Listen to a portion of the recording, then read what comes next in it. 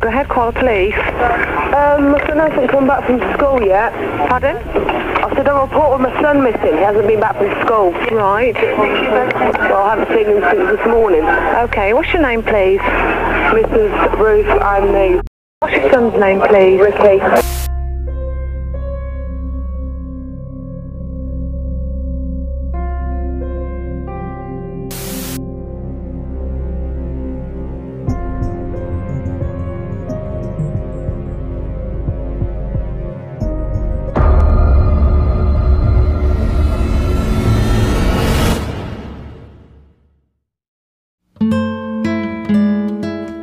Ini adalah kisah yang sangat mengganggu sekaligus menyedihkan tentang seorang anak lelaki kecil berumur 6 tahun yang hidup bersama ibu yang paling buruk yang bisa kita bayangkan.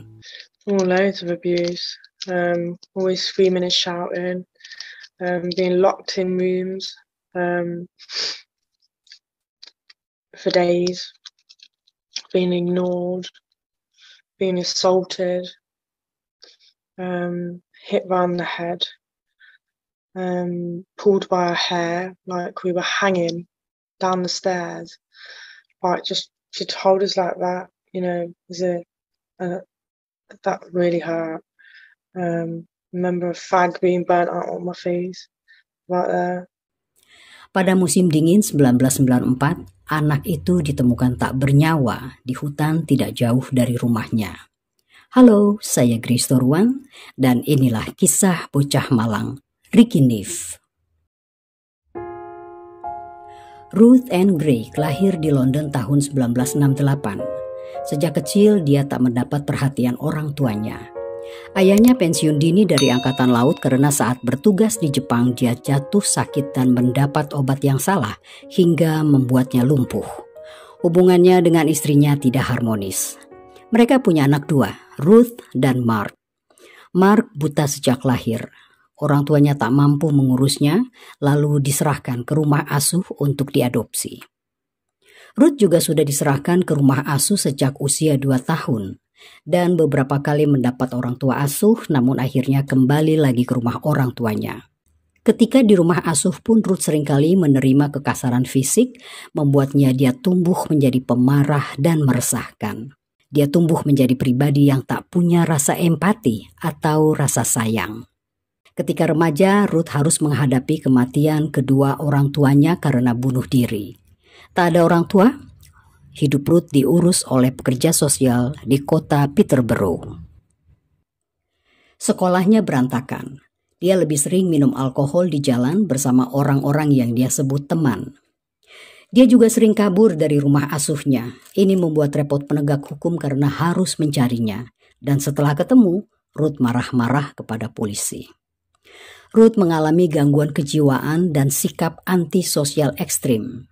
Akhirnya, Ruth ditangani secara profesional oleh psikiater. Remaja itu pun dimasukkan ke satu tempat bernama Salters, semacam klinik kejiwaan yang khusus menangani remaja-remaja putri. Tapi itu tak menolong Ruth, malah membuatnya semakin buruk. Dia menjadi brutal dan sering mengancam staf klinik dan sesama penghuni Salters. Dia keluar dari klinik tersebut saat berumur 16 tahun. Tak lama kemudian dia bertemu Trevor Harvey dan menikah. Tahun 1986, saat dia berusia 18 tahun, dia melahirkan anak pertama mereka, Rebecca, disusul dengan Ricky 2 tahun kemudian.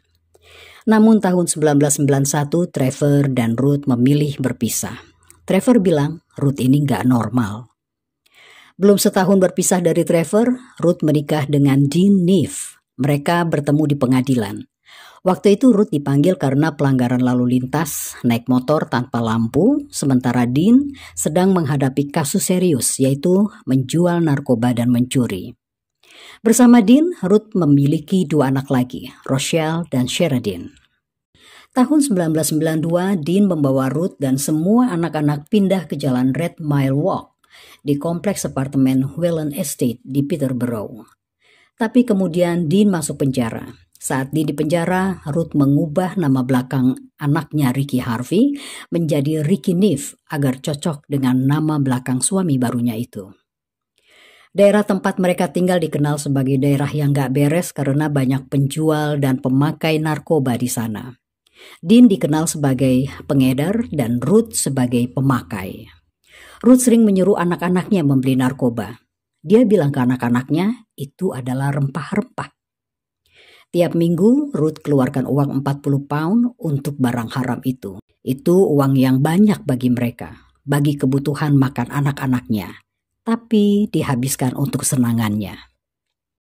Tetangga-tetangga sering memanggil pekerja sosial dan melaporkan hal ini, bahkan bersaksi di pengadilan kalau anak-anak Ruth terlantar dan sering terlihat keluyuran tanpa arah di area mereka, kelaparan dan tanpa pakaian yang layak.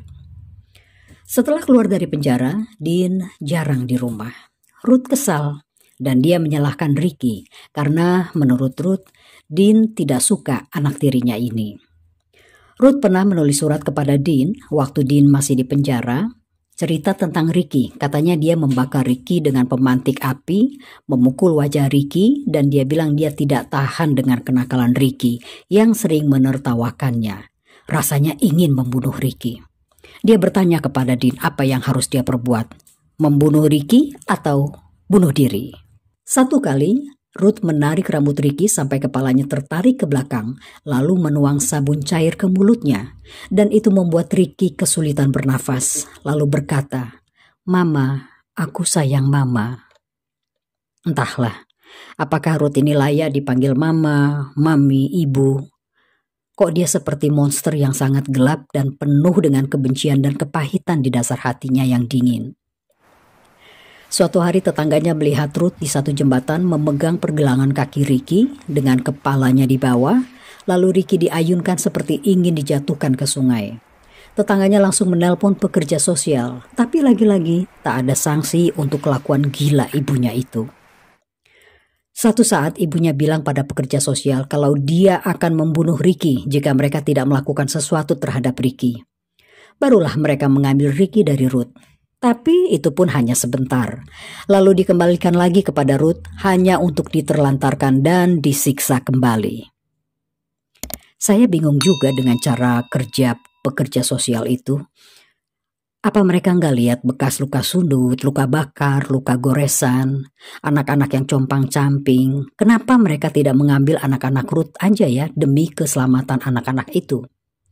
Mereka menerima saja alasan Ruth kalau semua itu terjadi karena insiden saja, terpeleset dari tangga, jatuh dari dapur, jatuh di kamar mandi. Ruth selalu punya alasan untuk semua itu. Kenapa para pekerja sosial itu tak melihat masa lalu Ruth yang memang bermasalah sejak remaja? Kadang-kadang Ricky tertolong dengan kedatangan kakeknya Maurice Harvey yang membuat Ricky untuk tinggal bersamanya. Kakeknya tidak suka dengan Ruth yang kerjanya hanya mabuk dan kasar. Tapi begitu Ricky kembali kepada ibunya langsung menyiksa Ricky lagi seolah melanjutkan apa yang sempat terhenti. Walau berat penderitaan Ricky, tapi bocah itu tetap bersikap manis kepada ibunya. Dia juga membantu ibunya menjaga adik-adiknya dan melakukan pekerjaan rumah. Ricky selalu bilang I love you saat dia pamit pergi ke sekolah. Musim sudah memasuki musim dingin. Hari Senin pagi itu Welland Estate terasa lebih dingin dari biasanya. Rochelle melihat Ricky memilih memakai jaket tebalnya daripada baju hangatnya. Lalu Ricky pun pamit kepada ibunya untuk pergi ke sekolah. Biasanya dia selalu bilang I love you, tapi hari itu tidak. Dia pergi begitu saja. Dia berjalan kaki ke sekolah yang jaraknya 500 meter dari rumahnya. Seharusnya dia sampai di sekolah dalam waktu 8-10 menit. Tapi dia tidak pernah tiba di sekolah. Gurunya berpikir, lagi-lagi anak ini membolos.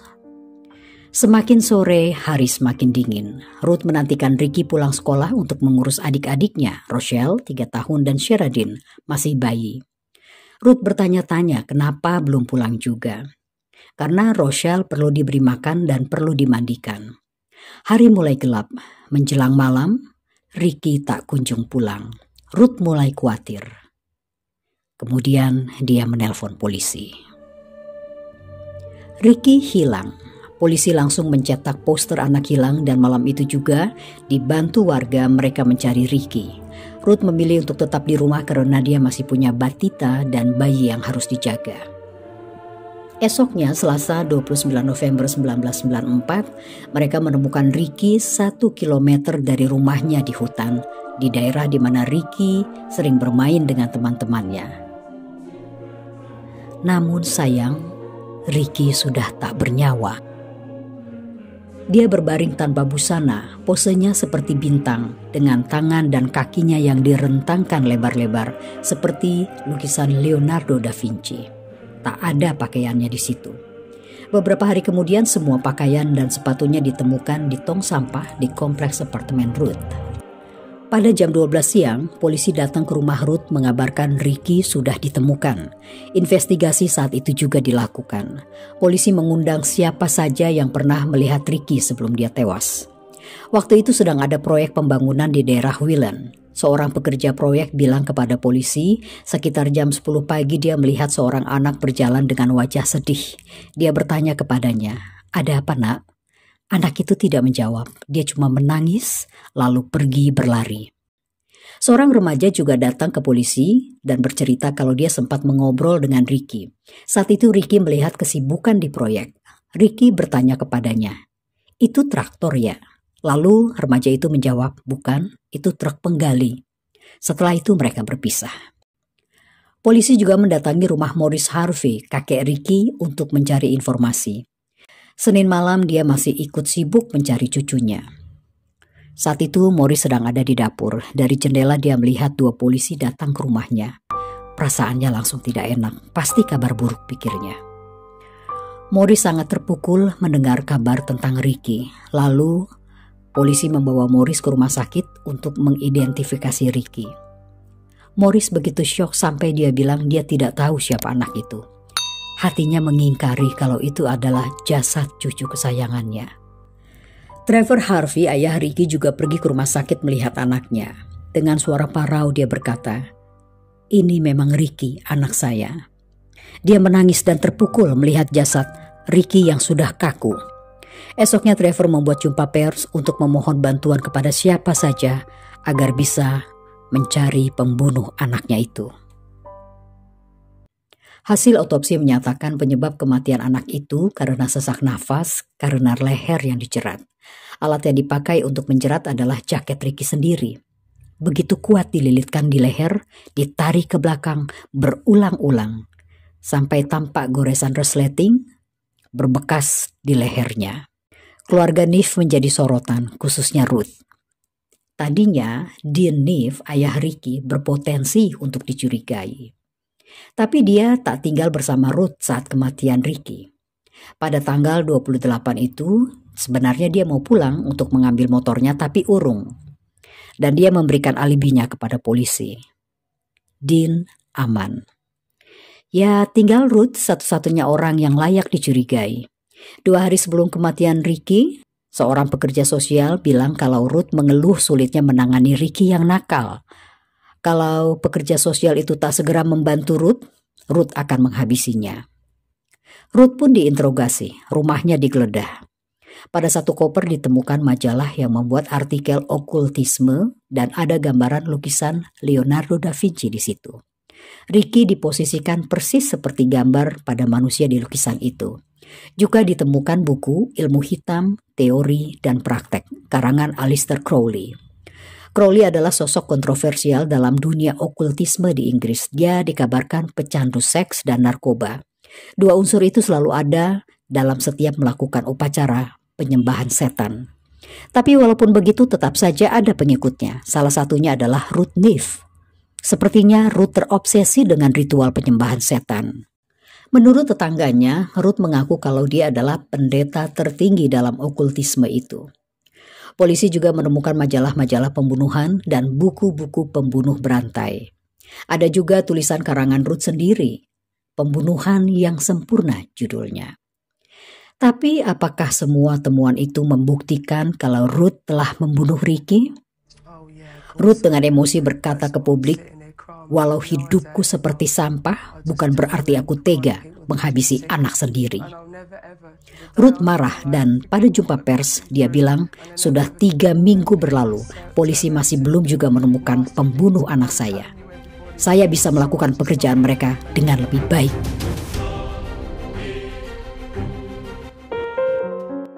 Satu setengah bulan sejak kematian Ricky tanggal 19 Januari 1995, Ruth Neve ditangkap dan ditahan karena menelantarkan anak, penyiksaan anak, dan membunuh Ricky. Warga setempat senang melihat Ruth ditangkap. Mereka yakin sekali Ruth harus bertanggung jawab atas kematian Ricky. Pengadilan terhadap Ruth dimulai tahun berikutnya, tahun 1996 di bulan Oktober, setahun setelah Ricky tewas. Dalam persidangan, jaksa penuntut menyatakan motif pembunuhan adalah Ruth terobsesi dengan okultisme dan membunuh Ricky dalam ritual satanik sebagai tumbal agar memperbaiki hubungannya dengan Dean yang sudah menikah dengan wanita lain. Polisi yang menemukan Ricky juga bersaksi kalau dia menemukan Ricky tanggal 29, padahal tanggal 28 Ricky masih belum ada di tempat itu. Artinya Ruth baru menaruh Ricky di tempat itu tanggal 29. Tapi hakim bilang kepada juri kalau mereka percaya kesaksian polisi itu, Ruth harus dibebaskan dari tuduhan membunuh. Karena tak mungkin Ruth memindahkan jenazah sebab sejak tanggal 28 Ruth selalu bersama polisi. Setelah berjalan 26 hari persidangan, juri pun mengambil keputusan secara mutlak dan menyatakan kalau Ruth bersalah atas menelantarkan anak dan penyiksaan anak, tetapi dia tidak bersalah atas kematian Ricky. Dia mendapat vonis 7 tahun penjara dan anak-anaknya harus diambil pemerintah untuk ditempatkan ke rumah asuh yang layak bagi mereka. Kasus Ricky ini juga berdampak kepada pekerja-pekerja sosial yang gagal bertindak untuk mengambil anak-anak Ruth ketika pertama kali mendapat laporan bahwa Ruth abusive terhadap anak-anaknya. 3 pekerja sosial dipecat dari pekerjaannya. Sementara itu, investigasi kasus pembunuhan Ricky terhenti karena polisi menemui jalan buntu. Tidak ada petunjuk baru dan tidak ada orang yang dicurigai. Tahun 2000, karena berkelakuan baik selama di penjara, Ruth bebas lebih awal. Dia harus kuat mental menghadapi cibiran dan pandangan sinis warga setempat. Dia mencoba hidup bersih dari narkoba dan mencari kesibukan positif. Dalam satu kegiatan dia bertemu Gary Rogers, seorang pria yang menaruh simpati kepada Ruth. Mereka akhirnya menikah. Mereka berdua kampanye, membuat jumpa pers dan memohon kepada polisi agar kasus Ricky dibuka kembali. Dan Rochelle Neve yang waktu tragedi itu terjadi masih berumur 3 tahun, kini sudah dewasa, juga melakukan kampanye untuk menemukan pembunuh Ricky. Karena kemajuan teknologi dalam menyelesaikan kasus kriminal, maka pada tahun 2015 kasus Ricky dibuka kembali. Barang-barang Ricky yang tersimpan dalam arsip selama 21 tahun diteliti kembali. Dengan menggunakan selotip, polisi mengambil setiap helai atau serat atau apa saja yang ditemukan di barang-barang tersebut. Mereka berhasil menemukan sampel DNA pada pakaian Ricky. Lalu sampel tersebut dikirim ke bank DNA. Dan sampel itu cocok dengan profil DNA seseorang. Ruthkah itu? Sampel DNA yang ditemukan pada pakaian Ricky adalah DNA James Watson. Siapa James Watson ini?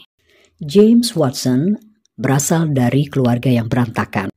James ini dari kecil sudah bermasalah.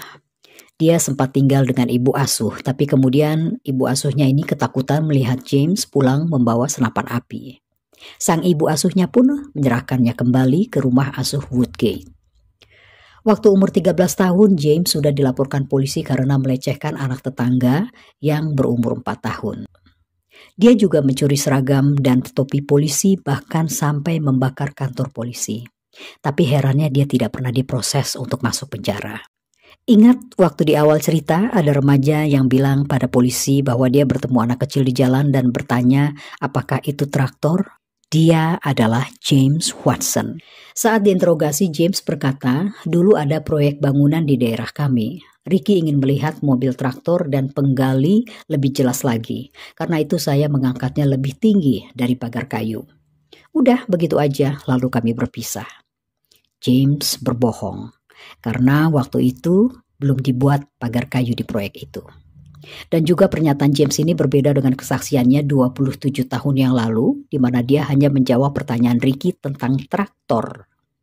Tapi kemudian James dilepas dengan uang jaminan, dan James harus melapor ke polisi tanggal 16 September 2016, tapi dia tak pernah datang. Ruth sangat marah dan kecewa pada polisi mendengar James melarikan diri ke Portugal, dan sekarang James tampak bersenang-senang di sana. Dia bergaya-gaya berfoto di pantai, minum bir, tebar pesona. Semua fotonya itu dia upload ke media sosial. Dengan seorang teman dia meninggalkan Inggris, naik rumah mobil lalu menyeberang ke Rotterdam dengan ferry. Dari Rotterdam dia ke Portugal dan rencananya dari sana dia mau pergi ke Thailand. Tapi rencana tinggal rencana. Dia tidak bisa ke Thailand karena sudah nggak punya uang lagi. Malah mengirim email ke polisi minta bantuan agar dia bisa kembali ke Inggris daripada menjadi tunawisma di Portugal. Akhirnya James ditangkap di Lisbon dan diekstradisi ke Inggris tanggal 14 Agustus 2016. Kasusnya baru diadili tahun 2022. Dalam persidangan terungkap kalau James memang terobsesi dengan kekerasan dan penyimpangan seksual. Secara seksual dia tertarik pada anak-anak kecil, khususnya anak-anak lelaki. Dan dari kecil dia tahu kalau dia itu gay. Tapi dia pernah mencoba berpacaran dengan wanita. Bekas pacarnya ikut bersaksi kalau dia pernah dicekik dari belakang saat berhubungan badan. Teman-temannya juga bersaksi bahwa James sering sesumbar kalau dialah yang paling tahu apa yang terjadi pada Ricky Neff. Dia bahkan mengkliping berita-berita tentang Ricky. James boleh saja mengelak dari kesaksian orang-orang di pengadilan yang memberatkan dirinya. Tapi dia tidak bisa mengelak soal DNA. Dia mendapatkan vonis seumur hidup tetapi boleh keluar dengan bebas bersyarat jika sudah menjalani hukuman 15 tahun. Keputusan hakim ini mengingat usia James Watson baru 13 tahun saat menghabisi Ricky Neff. Hampir 30 tahun, keadilan itu akhirnya datang juga pada Ricky Neff, bocah berpipi tembam yang selalu tersenyum ceria. Baiklah, jika Anda suka dengan kisah-kisah nyata di channel ini, silakan subscribe, like, share, dan saya berterima kasih banyak buat semua support kalian. Kita jumpa lagi di lain kisah. I love you all. Take care. Bye.